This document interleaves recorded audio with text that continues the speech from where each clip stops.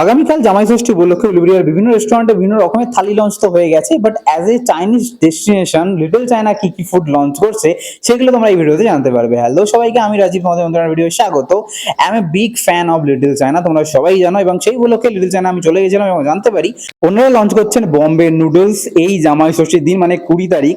এবং আমার মতে ওই বম্বে নুডলসটা এই উলুবেড়িয়ার মধ্যে আর কোথাও পাওয়া যায় বলে আমি তো জানি না।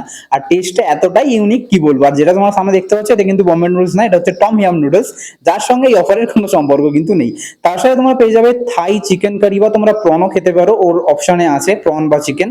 আর তার সঙ্গে পেয়ে যাবে কিন্তু রাইস, যেটার কম্বিনেশনটা দারুণ লাগবে তোমাদের। তার সাথে পেয়ে যাবে বারবিকিউ মোমো, যেই স্বাদ তোমরা একবার খেলে ভোলার নয়। আর এটা খাচ্ছিলাম টম ইয়াম নুডলস, যেটা খেতেও দারুণ ছিল, এটা একবার ট্রাই করতে পারো।